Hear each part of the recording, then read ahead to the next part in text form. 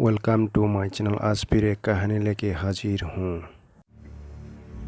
सालों पहले फरज देश में अली बाबा और कासिम नाम के दो भाई रहते थे। पिता की मृत्यु के बाद से दोनों भाई मिलकर अपने पिता का व्यापार संभालते थे। बड़ा भाई कासिम बहुत लालची था। उसने धोखे से पूरा व्यापार हत्या कर अली बाबा को घर से निकाल दिया। इसके बाद अली बाबा किसी बस्ती में जाकर अपनी पत्नी के साथ झुपड़ी में गरीबी की जिंदगी व्यतीत करने लगा। वो रोजाना जंगल जाकर कर लगा और बाजार में उन्हें बेचकर जैसे गुजारा चलाता। आज बहुत मजा आने वाला है। एक दिन अली बाबा ने जंगल में लकड़ी काटते समय 40 घोड़सवार को वहां आते हुए देखा। सभी घोड़सवार के पास धन की पोटली और खंजर थे। ये देखकर वो समझ गया था कि ये सभी चोर है। अली बाबा एक पेड़ के पीछे छिपकर उन्हें देखने लगा। तभी सभी घोड़सवार एक पहाड़ के पास जाकर खड़े हो गई। तभी चोरों के सरदार ने पहाड़ी के सामने खड़े होकर बोला, खुल जा सिम सिम। इसके बाद पहाड़ में से एक गुफा का दरवाजा खुला। सारे घोड़सवार उस गुफा के अंदर चले गई। अंदर जाकर उन्होंने बोला, बंद हो जा सिम सिम, और गुफा का दरवाजा बंद हो गया। कहानी सुन के कैसा लगा सब्सक्राइब कर दो। ये देख अली बाबा तंग रह गया। कुछ देर बाद वो दरवाज़ा फिर से खुला और उसमें से वो सभी घोड़सवार निकले और वहाँ से रवाना हो गई।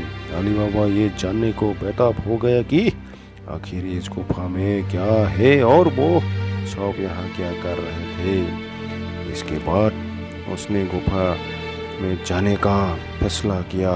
वो उस पहाड़ के सामने गया और बार बार चोरों के चादर के शब्द बोलने लगा, खुल जा सिम सिम, खुल जा सिम सिम।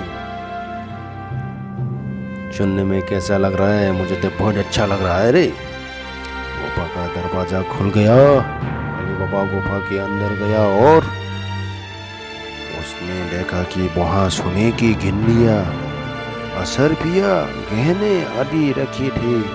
चारों तरफ खजाना ही खजाना था। ये सब देखकर उसकी खुशी का ठिकाना नहीं था। उसे मालूम हो गया था कि वो चोर सारा चोरी का सामान यहाँ आकर छुपाते थे। वहाँ से एक सोने की असरफिया भरी चोर और घर जाकर अली बाबा ने इस पूरे किस्से के बारे में अपनी पत्नी को बताया। एक साथ इतनी सारी असरफियाँ देखकर उसकी पत्नी हैरान रह गई और असरफियों को गिनने बैठ गई। तभी अली बाबा ने बोला कि ये इतनी असरफियाँ है कि इन्हें गिनते गिनते रात हो जाएगी। मैं गड्ढा खुद कर इन्हें छुपा देता हूँ, जिससे किसी को भी हम पर शक न हो। अली बाबा की पत्नी बोली, मैं इनकी गिनती नहीं कर सकती हूँ, लेकिन अंदाजे के लिए इन्हें तोल तो सकती हूँ। अली बाबा की पत्नी भागती हुई कासिम के घर गई और उसकी पत्नी से गेहूं को तोलने के लिए तराजू मांगने लगी।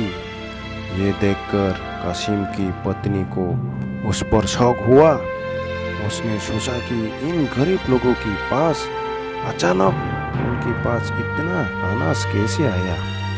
वो अंदर गई और तराजू के नीचे घूंट लगाकर लाई और उसे दे दिया। रात को अली बाबा की बीवी ने सारे असरफिया को तोला और तोड़ के सोबा उनका तराजू लौटा आई। कासिम की पत्नी ने तराजू को उल्टा करके देखा तो उस पर सोने की एक सर्पी चिपकी हुई थी। उसने ये बात अपने पति को बताई। कासिम और उसकी पत्नी ये जानकर जल बन गई। दोनों को रात भर नींद नहीं आई। सुबह होते ही कासिम अली बाबा के घर गया और उससे धन का स्रोत पूछने लगा। ये सुनकर अली बाबा ने कहा, आपको कोई गलत प्रेमी हुई है। मैं तो एक लक्कर हरा हूँ। कासिम ने बोला कि तुम्हारी बीवी कल हमारे घर से 80 रुपया को तोलने के लिए तराजू लेकर गई थी। ये देखो, ये 80 रुपये तराजू पर चिपकी मिली है। सब सच बताओ, नहीं तो मैं सबको बता दूंगा कि तुम चोरी की है। ये सुनकर अली बाबा ने साथ साथ सारी कहानी बता दी। कासिम के मन में लालच आ गया।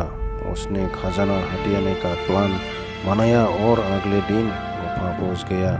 वो अपने साथ एक गधा भी लेकर गया ताकि वो उस पर खजाना लटकर ला सके। गुफा के सामने पहुंचकर उसने अली बाबा ने जैसे बताया था वैसे ही किया। उसके खोलजा सिम सिम बोलते ही गुफा का दरवाजा खुल गया। अंदर पहुंचकर चारों तरफ खजाना देखकर वो भुचक्का रह गया। उसने बोरियों में सोने के सिक्के पड़े और बाहर निकलते समय क्या बोलना ही वही भूल गया।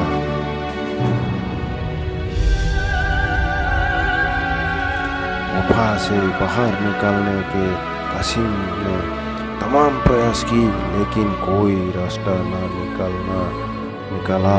वो गुफा के अंदर कैद हो जाता है। कुछ देर बाद जब चोरों का गिरोह वहां पहुंचा तो उन्होंने देखा कि बाहर एक गधा बंधा है। वे समझ जाते हैं कि यहाँ कोई आया है। चोर अंदर जाते हैं और चोर कासिम को ढूंढ के मार देते हैं। इधर जब कासिम घर नहीं पहुंचा तो उसकी पत्नी परेशान हो जाती है और अली बाबा के घर जाकर बड़े भाई को ढूंढ कर लाने के लिए बोलती हैं। अली बाबा ढूंढता हुआ गुफा के पास पहुंचा तो वहां उसने भाई के गधे को घास चरते हुए देखा। वो समझ जाता है कि कासिम अंदर गया था और चोरों ने उसे पकड़ लिया है। अली बाबा जब गुफा के अंदर गया तो उसे कासिम की लाश मिली। अली बाबा लाश को लेकर लाता है और बिना किसी को बताए प्राकृतिक मौत घोषित करके उसका अंतिम संस्कार कर देता है। कासिम की पत्नी के कहने पर अली बाबा और उसकी पत्नी कासिम का व्यापार संभालने लगते हैं और उसके साथ रहने लगते हैं। कैसा लगा कहानी? वहीं जब चोर गुफा में आते हैं और कासिम की लाश नहीं देखते तो समझ जाते हैं कि खजाने का राज किसी और को भी पता है। वो गांव में जाकर पता लगाते हैं कि कुछ दिनों में किसके घर में मौत हुई है। चोरों को अली बाबा का घर मिल जाता है। चोर ने उसके घर के बाहर क्रॉस का निशाना लगा दिया जिससे रात के समय उन्हें उसका घर समझने में आसानी हो। वहीं अली बाबा ने जब अपने घर के बाहर क्रॉस का निशाना देखा तो वो समझ गया कि चोरों ने घर का पता लगा लिया है। उसने वैसा ही निशान सबके घर के बाहर लगा दिया। रात में जब चोर आए तो सबके घर पर वैसा निशान बना देखकर वो डूबिया में पड़ गई और वापस चली गई।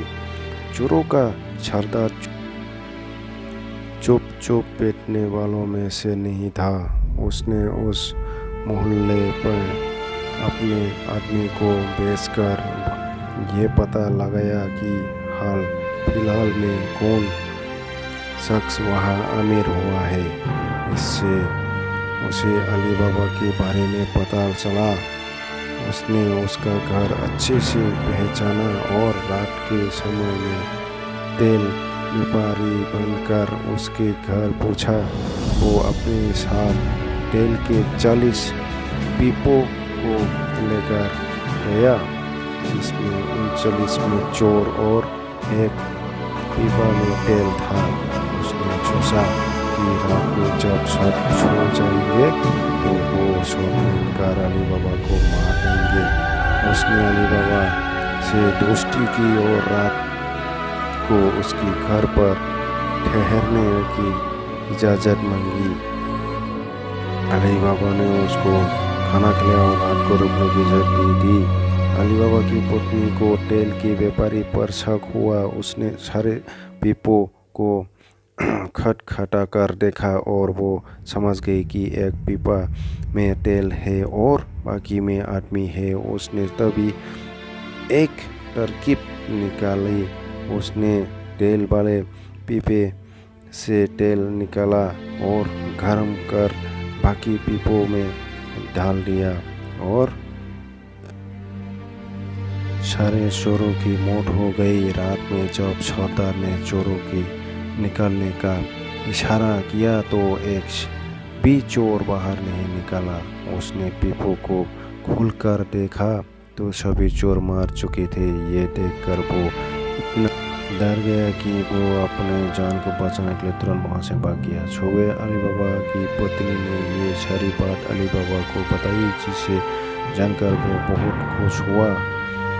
आप उन 40 चोरों के सारे खजाने का अकेला मालिक अली बाबा था। वो देश का सबसे अमीर शख्स बन गया था और खुशी खुशी अपनी बीवी बच्चों के साथ रहने लगा। कहानी से सीखे, लालच मनुष्य का दुश्मन है। लालच करने से सब काम खराब हो जाते हैं, इसलिए कभी भी लालच नहीं करना चाहिए। सब बच्चों को मैं अच्छे से बोलना चाहती हूँ।